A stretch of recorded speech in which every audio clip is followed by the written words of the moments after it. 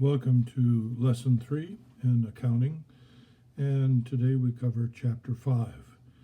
Chapter 5 introduces inventory accounting for the manufacturing and merchandising business models. We will introduce and discuss 4 cost flow methods that are allowed under the generally accepted accounting procedures. GAAP is the acronym for this term, and we'll use it throughout. Although the firm has a choice of methods, once a choice has been made, the firm is not allowed to change to a different method without substantial good reason. The cost flow method chosen has a large effect on gross margin reported in the income statement, and therefore a corresponding large effect on taxes. To begin with, the 4 cost flow methods are specific identification, first in, first out, last in, first out, and weighted average. The actual physical flow of goods may not match the accounting method used. This is fine as long as we are consistently using one accounting method. Goods usually move physically on a first in, first out basis, meaning that the oldest inventory is generally sold first. An example to the contrary would be a pile of gravel, where the gravel on top of the pile is sold first, since it is the only material accessible. Because inventories often consist of identical goods purchased at different prices, we need a system to calculate the cost of goods sold to calculate the gross margin generated by each sale.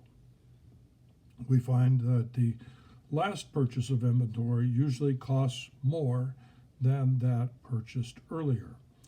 This is because the environment is generally one of rising prices, termed inflation.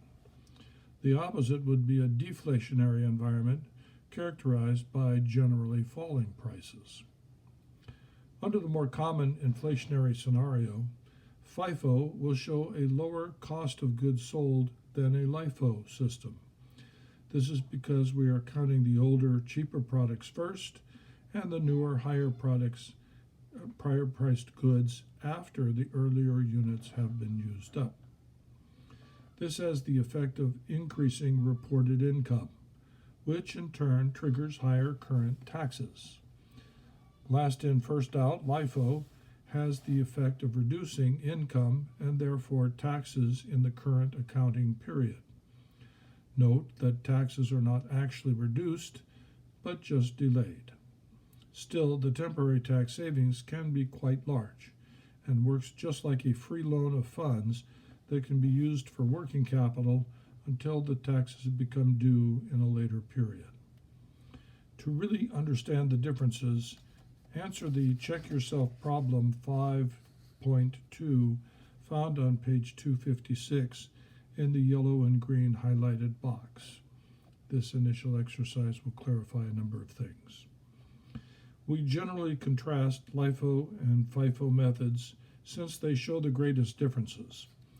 The weighted average method will show a cost that is between the two, that is, an average of the two. The specific units method is neutral since we are tracking a single item only at its direct cost.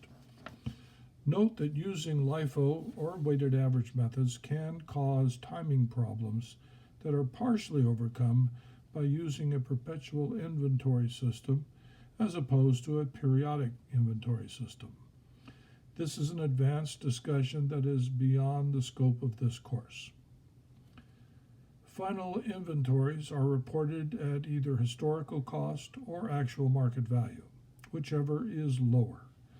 Any losses due to damage, deterioration, obsolescence, theft, or price deflation must be recognized during the current period. Inventory accounting presents an opportunity for fraud. The accounting system includes a number of tools and controls that help reduce this possibility. The authors discuss some of these practices, page 251 and 252. A fuller treatment of fraud is presented in the auditing classes taught here at IAU. To check yourself, the check yourself problem, 5.3 on page 263, shows how a difference between physical count and estimated count can be ignored if it is not material.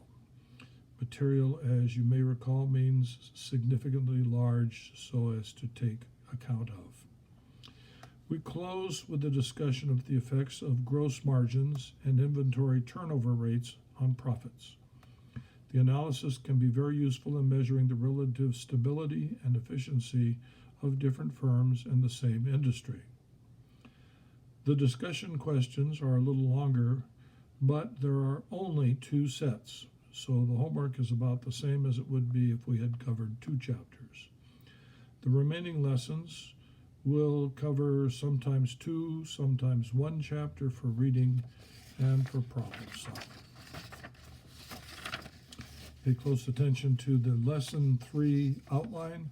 Please bring it to class and we will do the chapter 5 exercises. Problems 5, 1, 2, 3, 4, 6, 8, 8, 9, 21, and 24. And the comprehensive problem as much as we can get done in class. Look forward to seeing you Monday night.